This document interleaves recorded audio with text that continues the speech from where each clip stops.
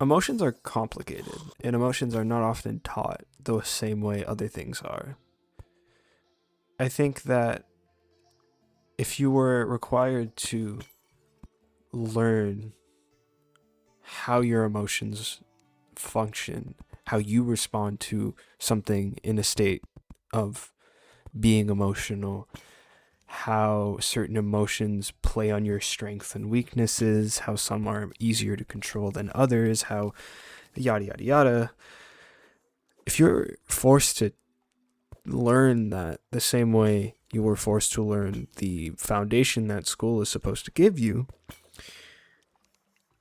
I don't think the world would have the same foundation built than it is at the moment.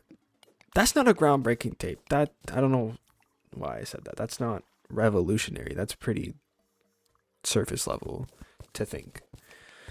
But unfortunately, it's more than most people think about their emotions at any given moment. To a lot of people, emotions are almost like a cutscene. It's like if you know what's coming because you feel it, but you don't really think you have a choice, so you must respond the way you are currently feeling.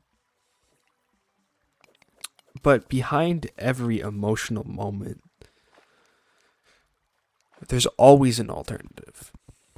Emotions are not meant to control you, more meant to teach you and to warn you or guide you through the situation you're in at the moment. I know for a long time I got it mixed up, the difference between suppressing your emotion and letting an emotion pass. Because no matter what I did, if I didn't feel that emotion in the moment, it felt like I was suppressing it. That's not the case, though. I don't know a lot of science behind why these emotions pop up or scientific ways to calm them down and things like that. All I know is what I've lived and what I've done for myself. But this isn't, and none of these are ever meant to be life advice. More like a open and honest conversation to get you thinking about it in your own lens.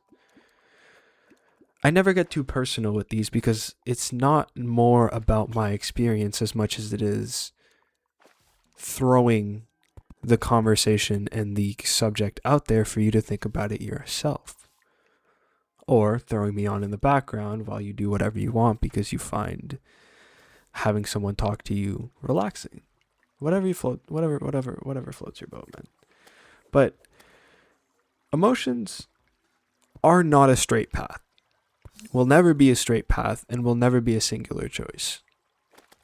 Being angry at something and acting out in anger are two different things. You are completely justified in being angry because that's how you feel.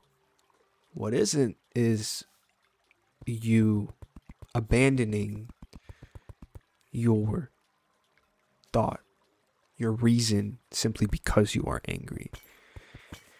And that, I think, is the biggest difference between suppressing an emotion and letting it pass and living with it and working with it. Because you might, in the moment, be able to calm the anger and not be angry anymore. But if you suppress it, you're going to pop someday. And it's not going to be the fun type of pop. It's not going to be an ASMR. It's not. It's going to be a pop, and you might not get back together afterwards. Now, letting an emotion pass and an emotion run through you and living with the emotion and whatever you want to call it, I don't really got a good term for it. I just know there's a difference. It's not about stopping the anger inside of you. It's about understanding, twin, this is not the moment for me to do anything that will trigger it further. So what do? Step away, communicate the thing you know will help you best in that moment. And with time, everything will heal. But it's not just time that heals. It's time and self-awareness. You need to understand how and why you were mad there. Was it justified, avoidable, not exactly what you thought it was, is a common theme in people finally looking in themselves and like figuring out what the hell is going on in their head. Because a lot of the time people notice it's not really that made me mad. It's just because you did that and that reminded me of something. Or it's not the fact that you did that made, or it's not the action that you did that made me mad. It's the fact that you did it. It felt disrespectful. And I mean, unfortunately, you can't always work it out with the motherfucker, or you can't always work it out with yourself.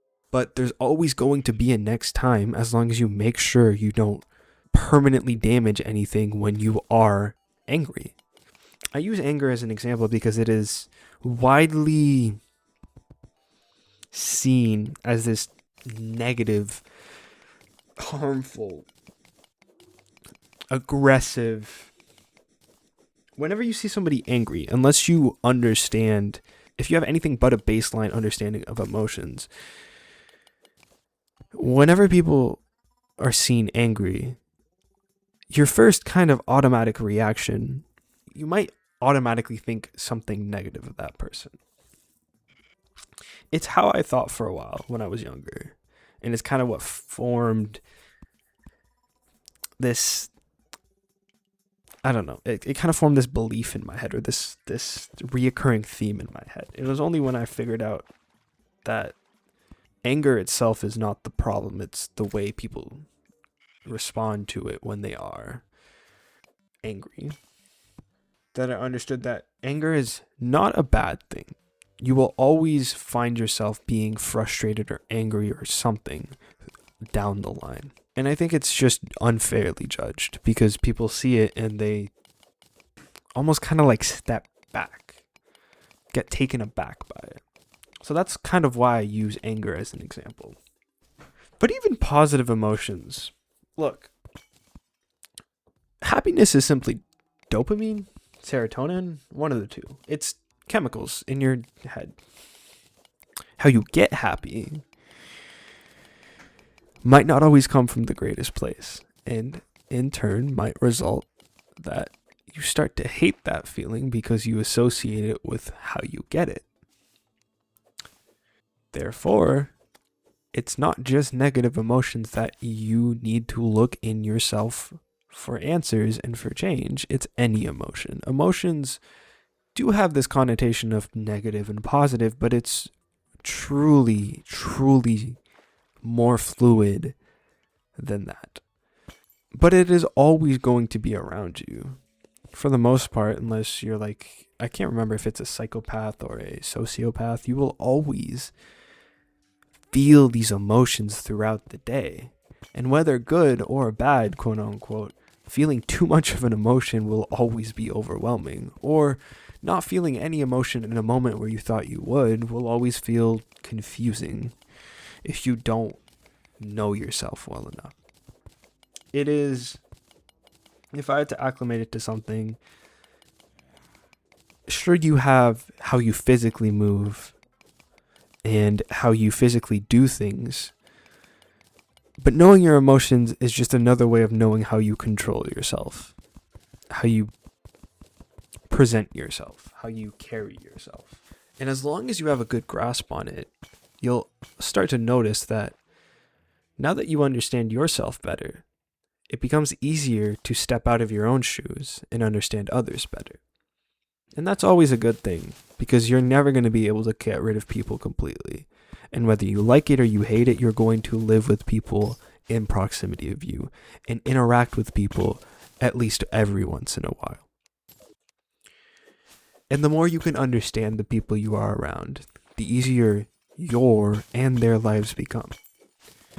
Community, man. Community is something that I feel is just lost.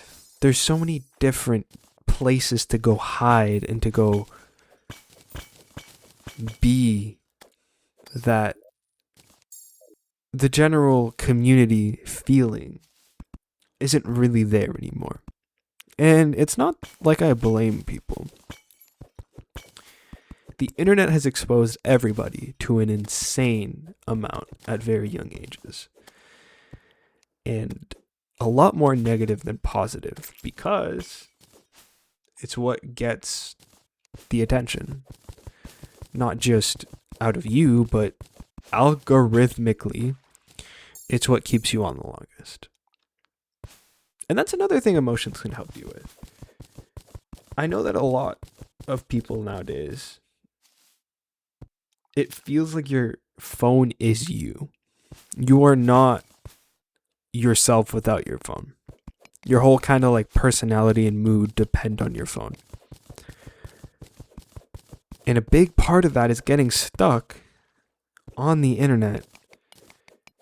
And a lot of the times you get stuck, it's not out of happiness. A lot of the times you feel stuck, it's because you're down an emotional rabbit hole of anxiety, anger, fear.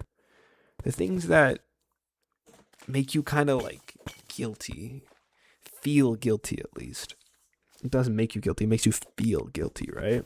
It makes you feel awful afterwards. Kind of like post-nut clarity almost.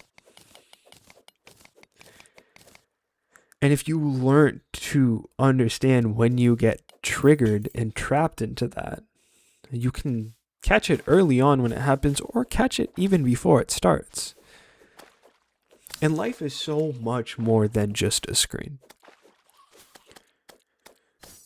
And once you experience it and you regulate yourself enough to do the things that you might not once have done, you'll get this weird sense of accomplishment. Almost pride. Because the control you didn't even know you had lost now feels more than ever like it's back in full swing. It's always going to be nice to stay clear-headed as well. I mean, listen, we're talking about emotions, we're talking about having a clear head.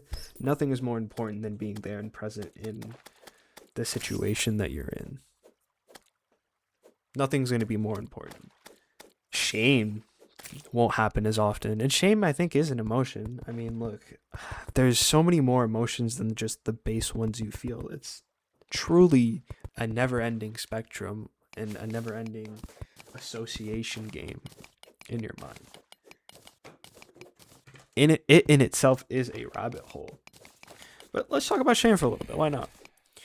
Shame is something that has had a really heavy grasp on me. Because as much as anxiety can take over, I think more than anything, the anxiety stems from the fear of shame, of embarrassment. Shame and embarrassment to me are two peas in a fucking pod. I feel like a white dad saying all these things all of a sudden, and honestly, I fuck with it. I do like it. So, but shame and embarrassment are very interlinked a lot of the time. And it's not necessarily doing the action that you're scared of. It's the aftermath of shame, embarrassment. Because even you get to a point with anxiety that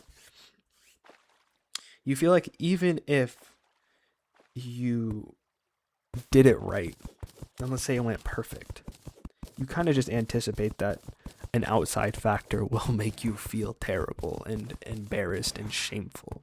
Or you'll do something afterwards to ruin the moment. Or I could list a million fucking things that just makes it not seem worth it to try. And take this with a grain of salt, because it's still something that I currently working on. But I genuinely think you just have to put yourself in the position you'll be the most comfortable with yourself. Forget other people. Other people are always going to be this changing variable. You need to put yourself in the position where you feel the most comfortable with yourself. And I don't mean comfort in hiding. I mean comfort in control. If you feel in control of yourself, and if you feel like no matter the outcome, you'll live and you won't beat yourself up about it, it becomes a lot easier to try. And fail or not, trying is all you can do. Because you are not in a position to try and be perfect. Try. There's a lot of tries in there. The try you need to do is to simply do it. And I don't like the advice, just try. As much as it seems like I'm pushing that message, which I am, just do it or just try has always irked me the wrong way. Because it might help, but it's not often going to get a person who doesn't want to try to do the thing. Because sometimes it really just isn't that simple. It really isn't. And I understand that. Which is why being the most comfortable you can with yourself, whether that's putting on music before you do it or finding a comfort zone you can bring in with you when you step outside of the bigger, more known comfort zone you have, is extremely important. Start with that. Start with finding a way to bring the comfort out of yourself. Because once you have that, it kind of feels like almost like a little companion. Because no matter what you do, you always feel like you have that to rely back onto.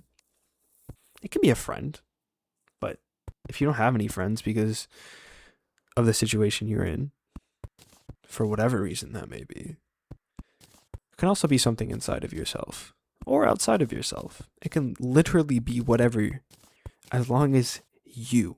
And this is the most important part. You may look for answers and ways to go and get yourself out there, but everybody is different. So take the foundation those give you and curate it to who you are as a person. And you may say, well, I don't know who I am as a person. That's why you learn how to deal with your emotions, because that's how you start to learn who you are as a person. Because you'll never truly know you. And I guess you'll never truly know you, the version of yourself that would be without influence. Because it's impossible to. But you'll never truly know the most truest version of yourself you can be in the situation you are in without first learning the controls of yourself, which are your emotions. So if you're embarrassed or afraid to feel shame, make it so that it's not as bad, is essentially the huge TLDR to that. This is the first video that I'm doing unscripted for this. Because, like I was just mentioning, I want to try and get out of my own comfort zone. Now, the standoff, the way I'm making it more comfortable for me, is I'm not playing a game while I'm doing it. Because that might be too much right now. But I do want to get better at freestyling and just getting off of what I'm thinking in the moment in a more cohesive way. Because sure, I can talk, but I sometimes lose track if I've talked about the same thing. Or I sometimes wonder if I am jumping too many things, because that's just how my head is in the moment. And a script allows me control. But I understand that to truly be who I want to be, I need to be able to do it in all facets. So I'm not playing a game, I'm not doing anything else. I'm simply sitting here listening to music, a LARP song you may say, and I am talking. A real life example of a small step that I took to get me more comfortable, And I only was able to come to these conclusions because I understood the way I felt in the moment right now before recording this was the right time to do it. The emotions I was feeling lined up perfectly with what I wanted to do. Ooh, that reminds me. Understanding your emotions might not just be useful about everything I just said, but it's also useful because understanding and identifying the way you feel may help you seize the moment in a better way. I sometimes find that, sure, I can do things no matter what I feel, but when I feel a certain type of way, a certain type of emotion, you might say, that was bars, it just seems to line up and create something beautiful. But I can't know that, and I can't seize that moment and seize that opportunity and make that beautiful thing if I'm not first aware of what that feels like. If I'm not first aware enough to seize it. It doesn't just work that way either though. Like you can make it work both ways, knowing that you feel a certain type of way. Therefore you shouldn't be doing a certain type of thing. It can go both ways. It's you should be doing it because you feel that way and it'll be even better because you feel the way you do, or you shouldn't do that thing because you know how you feel right now and how it makes you feel is just going to make it infinitely worse. It's a balance.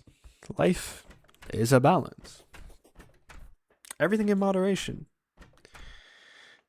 Anyways, I hope you enjoyed this style of video. I will probably only be able to tell once I gain an audience in the future and people come back to watch these, but hey, that's okay.